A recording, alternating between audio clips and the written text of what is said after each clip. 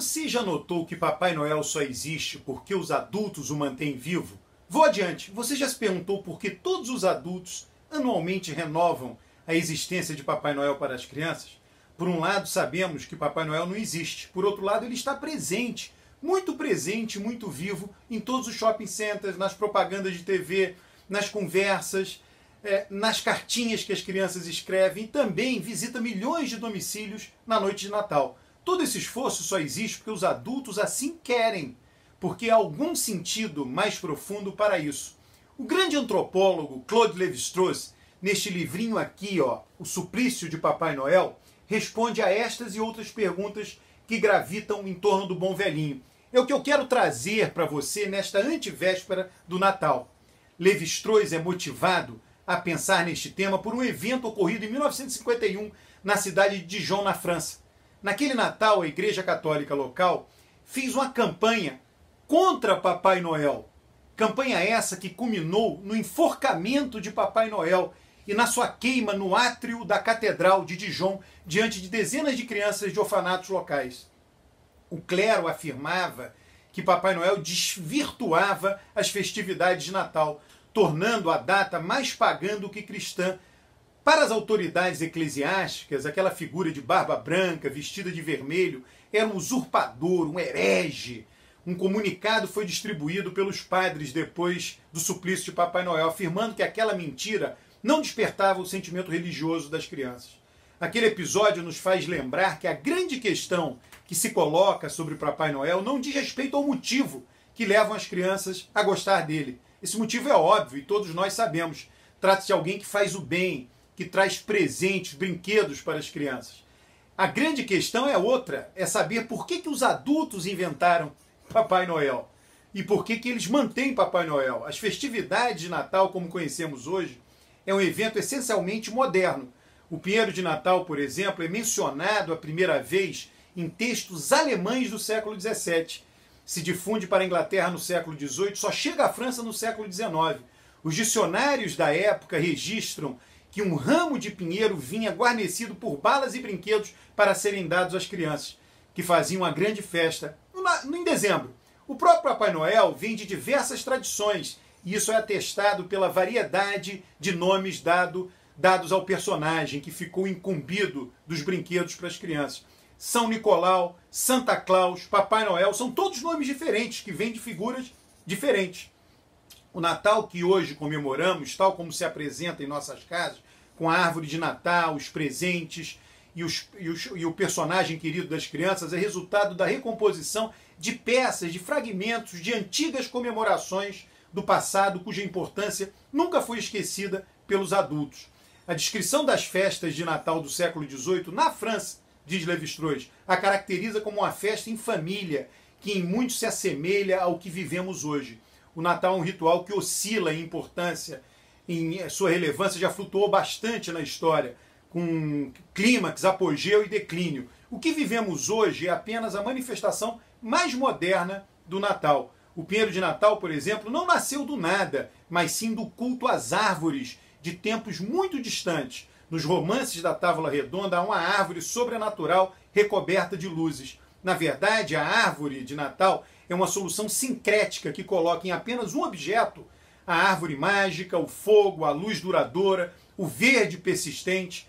Já as renas podem ser encontradas em textos renascentistas ingleses, que mencionam troféus de renas durante as danças de Natal, antes mesmo de surgir o Papai Noel. Ou seja, o que entra em nossas casas anualmente nesta época é a reunião de elementos muito antigos, que remontam à Idade Média, ao Renascimento no continente europeu, até mesmo à Antiguidade, do qual, por intermédio de Portugal, somos tributários. Papai Noel se veste de vermelho. Por quê? Porque é a cor dos reis, que eles se vestem, reis se vestiam de vermelho. A barba branca, a roupa, as peles, o trenó, tudo isso remete ao inverno. Ele é idoso e chamado de papai porque remete a uma forma benevolente de autoridade dos antigos. Na verdade, ele é um ser sobrenatural e imutável, definido por uma função exclusiva, a de trazer presentes para as crianças, com um retorno anual e periódico. Isso o faz pertencer à família das divindades. Sim, Papai Noel pertence à família das divindades e é cultuado pelas crianças por meio de cartas e pedidos. Papai Noel recompensa os bons e priva as crianças que não se comportam bem durante o ano. Vale chamar a atenção para isso, que a única diferença entre Papai Noel e uma verdadeira divindade é que os adultos não acreditam nele. Papai Noel é a divindade de um grupo etário específico de nossa sociedade, as crianças. E aqui entra algo importante do mundo em que vivemos: os ritos de passagem. Papai Noel separa o mundo das crianças do mundo dos adultos e dos adolescentes. Ele faz parte de um rito de passagem, de um rito de iniciação, como são as cerimônias de casamento, formatura, defesa de tese, dentre inúmeras cerimônias existentes. Papai Noel exclui as crianças do mundo dos adultos, pois elas ignoram certas coisas ou acreditam em uma ilusão que os adultos terão o direito de desvendar no momento em que eles adultos considerarem oportuno. Quando os adultos fizerem isso, as crianças passarão a estar integradas no mundo dos jovens, ou, como muitas vezes se diz, você está se tornando uma mocinha, já está um rapazinho, deixou de acreditar em Papai Noel. Ritos como esse ajudam os adultos a manter a ordem e a obediência dentre as crianças. O bom velhinho tem o poder de calibrar a sua generosidade, ser mais generoso com crianças que se comportam melhor, menos generoso com aquelas que não se comportaram. Além disso, a periodicidade da distribuição de presentes serve para disciplinar a reivindicação das crianças. O período no qual elas têm o direito de exigir regalos é um período curto. Papai Noel vai muito além de uma mistificação imposta dos adultos às crianças. Ele é resultado de uma negociação entre duas gerações. Acreditar em Papai Noel significa que as crianças não foram iniciadas no mundo dos jovens e dos adultos. Elas são privadas de algo, elas são iludidas, elas ignoram uma verdade do mundo. Desde a antiguidade clássica até a Idade Média, as festas de dezembro apresentavam as mesmas características de hoje. Decoração das casas com folhagens verdes, presentes trocados ou dados às crianças, alegria, festejos, confraternização entre ricos e pobres, entre senhores e servos. Até hoje é assim. Na época de Natal, muitas pessoas buscam fazer o bem aos pobres. Visitam doentes, visitam crianças, órfãos, velhos em asilos. Da mesma maneira, a hierarquia dos dias de trabalho cede espaço ao convívio mais igualitário nas festas e confraternizações de empresas e das mais diversas instituições. O Papai Noel brasileiro é o Papai Noel da Europa Ocidental. Ele é o deslocamento da festa de São Nicolau, do dia 6 de janeiro para o dia 25 de dezembro. São Nicolau é o padroeiro da Rússia, da Grécia e da Noruega. Ele ficou conhecido por sua caridade e amizade em relação às crianças. A ele já foi atribuído o dom de ressuscitar crianças. É bom lembrar que hoje a morte de uma criança é algo muito raro. Quando pensamos em crianças hoje, pensamos em um futuro promissor, pensamos na felicidade, na alegria, na saúde. Porém, quando as festas de dezembro e do Natal foram estabelecidas e se consolidaram, nada era mais comum do que a mortalidade infantil. Aquele que ultrapassasse os 5 anos de vida era um herói, era um grande vencedor. Em 1900, só para você ter uma ideia, no Brasil, mais de 40% das crianças morriam antes do aniversário de 5 anos. Imagina como era na Europa da antiguidade ou medieval. Na Idade Média, as crianças não aguardavam os brinquedos chegarem pelas chaminés das casas. Elas iam fantasiadas em grupos, de casa em casa, cantando, e tinham como retribuição doces e frutas. Algumas canções, inclusive, evocavam a morte, tão presentes para elas, para as crianças naquela época.